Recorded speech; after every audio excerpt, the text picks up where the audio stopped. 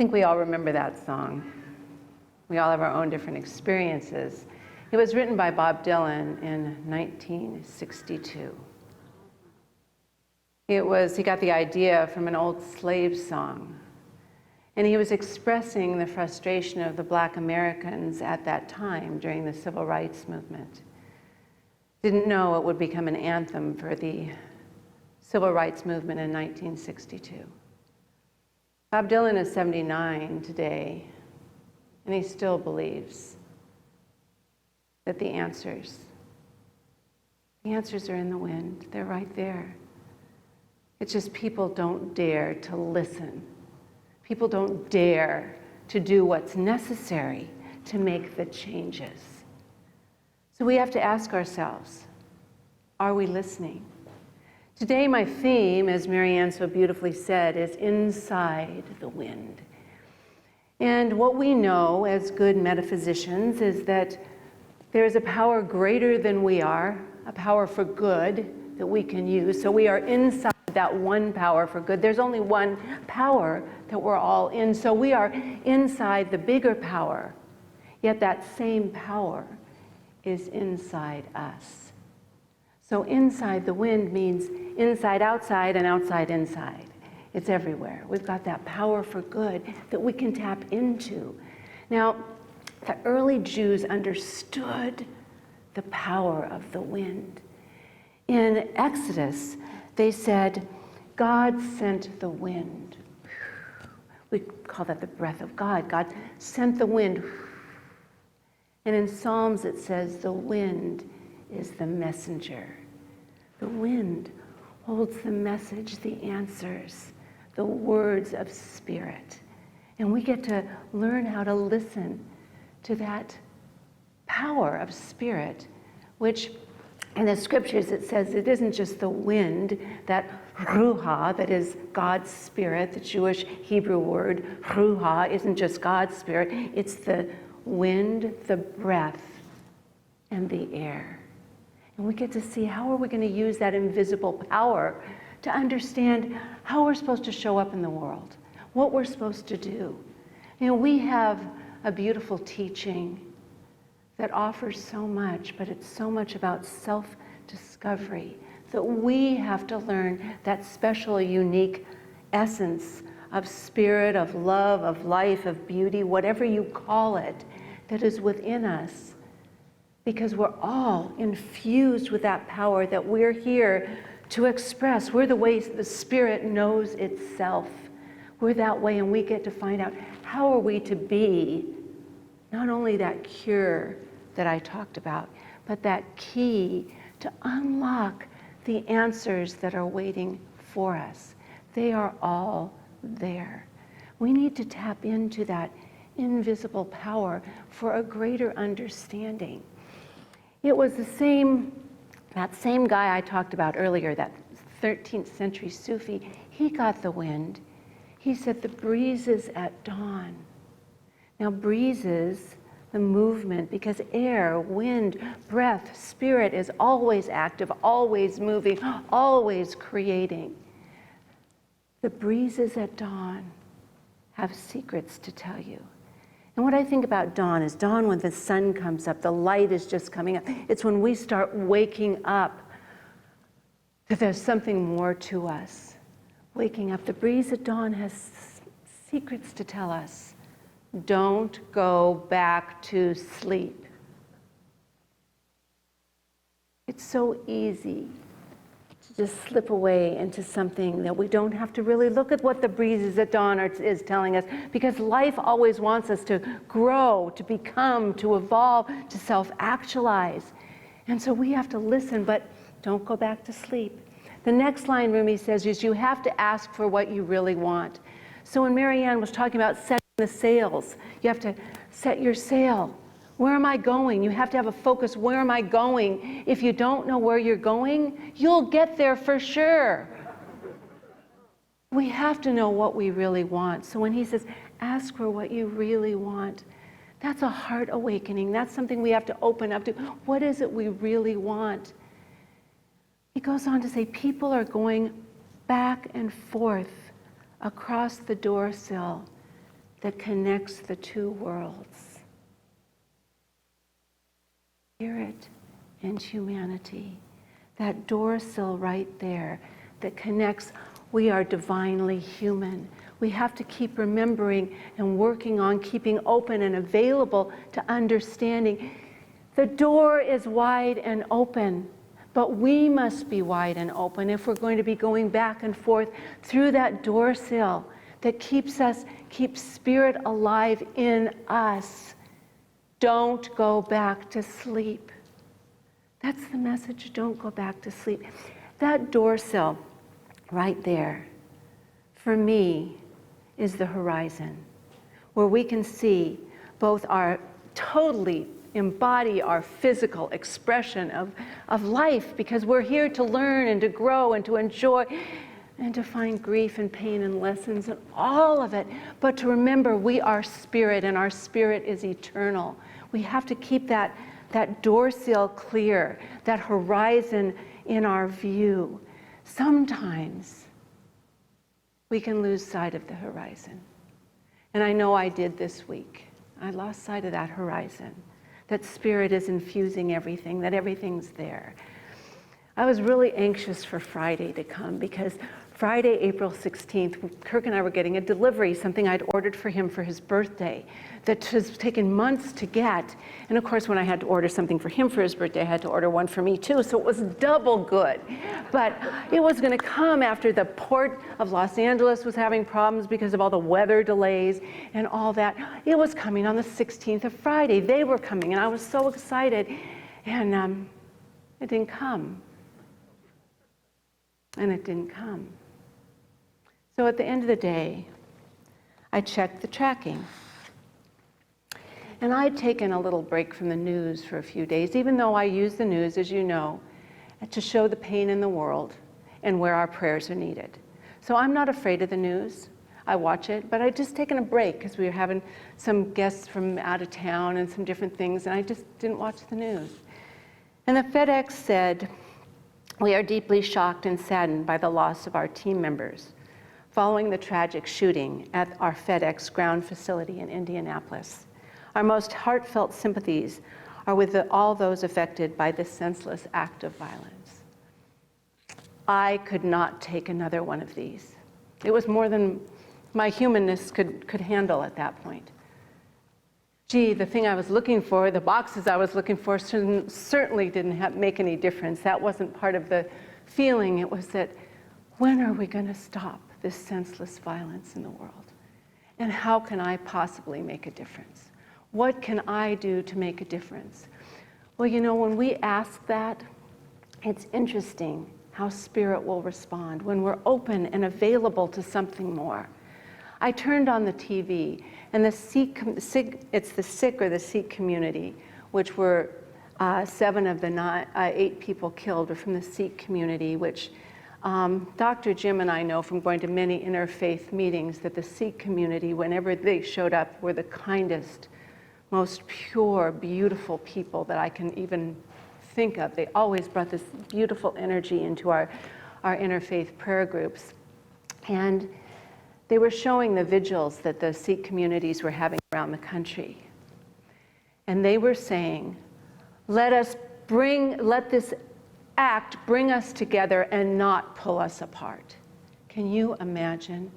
In that state of grief, to be saying, let's come together instead of being pulled apart. And that was my message. When I'd fallen down and I'd gotten caught in that maze of confusion, which we all do, when we can't make sense of things, when we're looking at the external world and trying to make sense of it, it doesn't work. We can't make sense.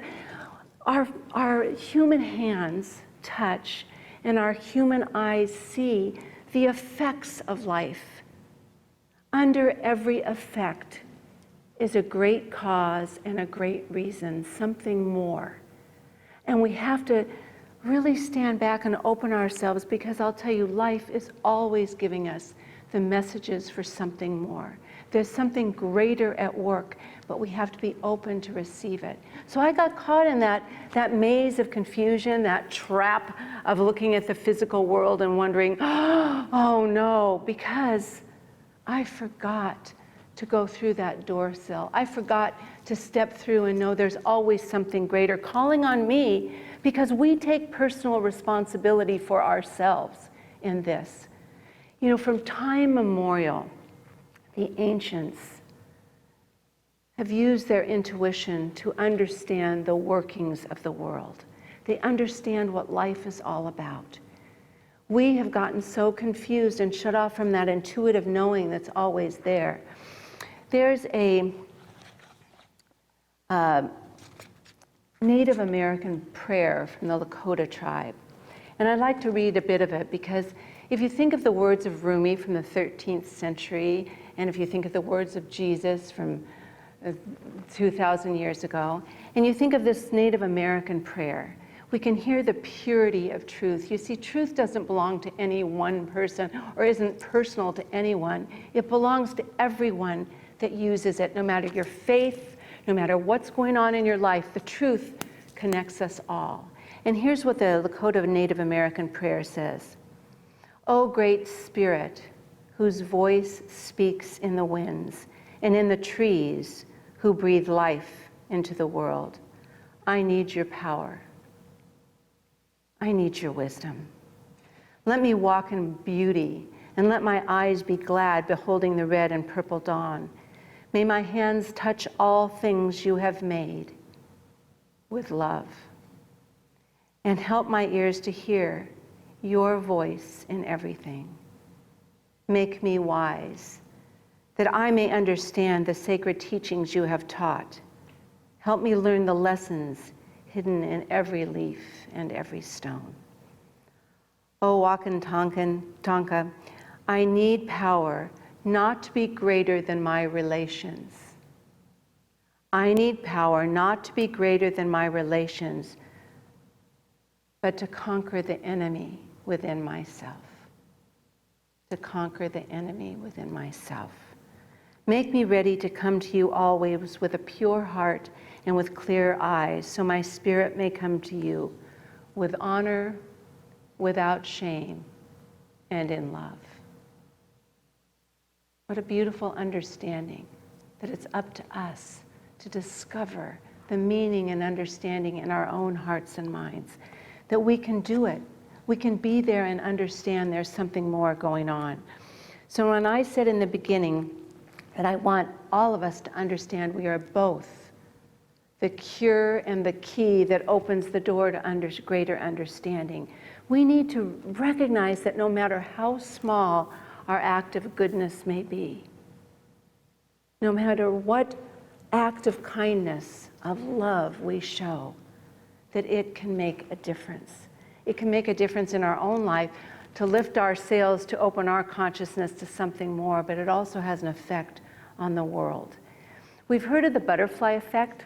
The butterfly effect really started as a kind of a weather predictor, where a butterfly flapping its wings in India could at a little later time create a tornado or hurricane in Kansas. That mathematicians studying kind of the chaos theory would understand that really disorganized, unrelated events that didn't seem to have any connection. There was really an underlying pattern, an original condition or cause that really could be creating something much bigger. Now, I don't know, they've expanded this from predicting weather to being seen in many different areas and situations. But what it really means is a small change can make bigger things happen. And one small incident can have a huge impact on the future. And that's what I want to leave you with. But it's not just today's scientists, mathematicians that look at the connection of things. Benjamin Franklin had a kind of a poetic perspective on a proverb that was around in Germany in the 13th century and in England in the 14th century. And here's what he said. He said, "For want of a nail, a shoe was lost. And for want of a shoe, a horse was lost. And for want of a horse, the rider was lost. And for want of a rider, the battle was lost. And for want of a battle, the kingdom was lost. And all for the want of a horseshoe nail. One small thing can make a great difference. So what is it you and I need to do? First of all, we have to trust, go deep and trust that within us is the answer, that there's something much greater within us that knows. To move beyond all the confusion and all the doubt and all the discord and find that the answer is within. There's something so much greater. There's something more that wants to be born within us right here and now. We don't have to wait to find an answer. The answer is here, but we may not hear it immediately, but open the space for something greater. And as I said, when I had everybody stand up and hold that, we are the cure, we are the key that opens the door. That's for us to realize that we can make a difference. So I'm going to ask you right now to just take a moment, use that wind, that breath, and just put your feet on the floor. Take a nice deep breath. And what Ernest Holmes calls the front door of spirit is the intuitive knowing that's in our heart, the instinctive knowing that there's something greater than we are that's part of us that we are here to express. And so if we use the front door and simply open ourselves, use our breath, because the breath we breathe is the breath of God, it's the breath of oneness, it's the breath of connection and unity right here, that we breathe in that breath and open our heart and just say, the power of spirit is within me. The power of spirit is within me now. The power of spirit is speaking in the voice of feeling and knowing and understanding. And I am open to ask for what I want in this moment.